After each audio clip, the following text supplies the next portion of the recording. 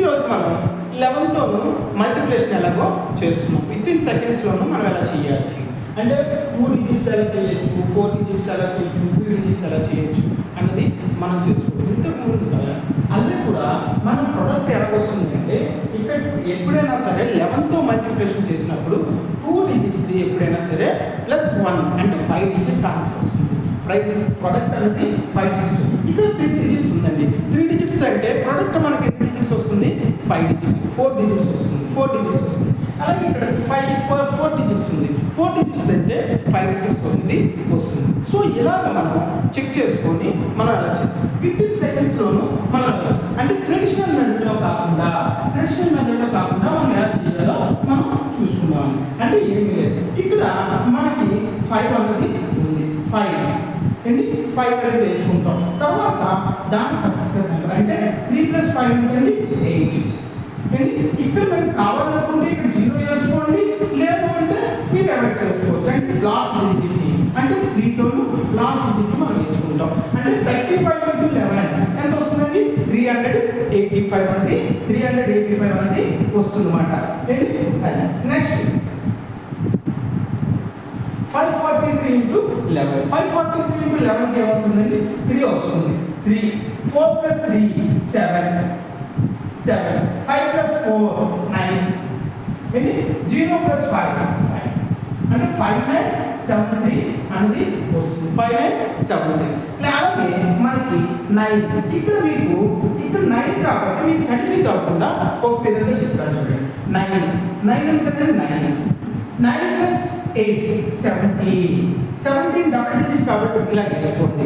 Next 9 + 7 9 + 8 మళ్ళీ again 17 మళ్ళీ 0 + 9 last digit మనకి ఎప్పుడు కూడా లాస్ట్ డిజిట్ ఫస్ట్ డిజిట్ మనకి ఇలా వేసుకోవాలి. సో ఇప్పుడు చూడండి 9 అనేది మనం ఇక్కడ వేసుకుంటాం. 9 ఇక్కడ 7 మరి ఇక్కడ 17 అనుకుంటే ఇక్కడ ఫార్వర్డ్ చేసుకుంటాం. అంటే 18కి మనకి 8 వస్తుంది. మళ్ళీ నెక్స్ట్ ఇక్కడ ఫార్వర్డ్ చేసుకుంటాం. అంటే 18 + 8 మనకి ఎంత వస్తుంది? 9 + 1 10 అంటే 10879 వస్తుంది. 10879 వస్తుంది. సో ఇలాగ మనం ట్రెడిషనల్ మెథడ్లో కాకుండా మనం ఇలా చేసుకోవచ్చు. సో ఇది చూడండి 1 5 + 1 6 + 5 11 7 + 6 13 = 7. మనకి ఇప్పుడు చూడండి ట్రెడిషనల్ మెథడ్ 1 వేసుకుంటాం. 1 and 1 6 1 6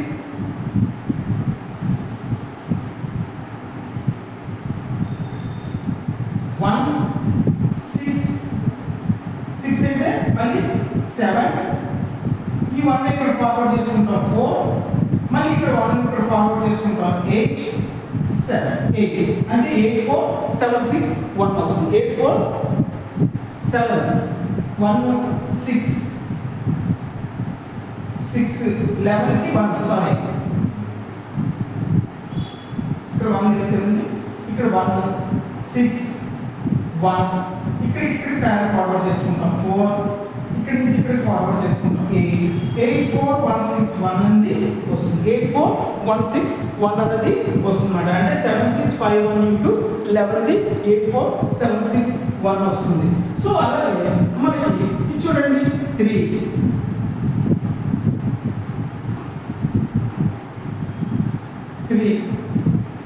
4 + 3 7 2 + 4 6 2 + 2 4 8 + 2 10 8 చూడండి 3 7 6 4 0 8 4 9 904673 వస్తుంది. 904673 వస్తుంది. సో అలాగే ఇది కూడా 6 5 + 4 11 5 + 3 8 3 + 8 5 2 + 1 3 1 చూడండి 6 1 ఇది ఫార్వర్డ్ చేసుకుంటాం 9 5 ప్లస్ 5 5 8 9 5 3 1 1 3 5 9 1 6 1 3 5 1 1 6 సో ఇలాగే 5 5 plus 1 6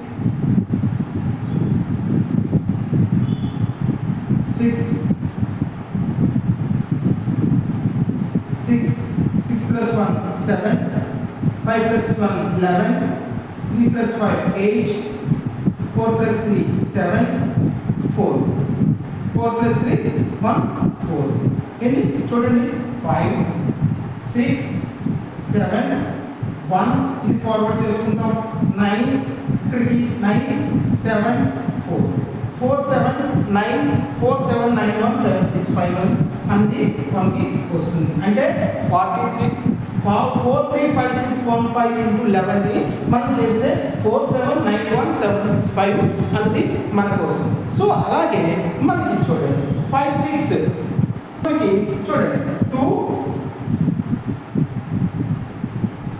5 plus 2 7 6 plus 5 11 9 6 5 15 8 plus 7 17 4 plus 8 12 ఏంటి 0 plus 4 4 అనేది మనం తెలుసు ఇప్పుడు చూడండి 2 7 1 ఇది క్యారీ ఫార్వర్డ్ చేసుకుంటాం 16 మళ్ళీ ఇది క్యారీ ఫార్వర్డ్ చేసుకుంటాం 8 మళ్ళీ ఇది క్యారీ ఫార్వర్డ్ చేసుకుంటాం 3 ఇది క్యారీ ఫార్వర్డ్ చేసుకుంటాం 5 5 3 8 6 6 1 7 2 అనేది మనకి ఇది ఆన్సర్ వస్తుంది అలాగే ఎన్ని డిజిట్స్ అయినా సరే మనకి 11 తో మల్టిప్లికేషన్ చేయాలి అనుకుంటే ఎంత పెద్ద నెంబర్తో అయినా సరే మనం ఫార్వర్డ్ చేసుకుంటూ అంటే ప్లస్ చేసుకుంటూ మనకి వెళ్ళిపోతే ఈజీగా మనకి అనేది అర్థమవుతుంది సో ఈ ట్రెడిషనల్ మెథడ్ని ఇంకొక ట్రెడిషనల్ మెథడ్ కాకుండా లాజికల్గా మనకి ఇంకొక 4-5 సమ్స్ అంటే డైలీ మీరు ప్రాక్టీస్ చేస్తూ ఉంటే అది కొద్దిగా మైండ్లోకి ఎక్కి మనకి ఎక్కడికైనా సరే ఈజీగా చేయడానికి ఆస్కారం ఉంటుంది ఏమండి ఓకే థ్యాంక్ యూ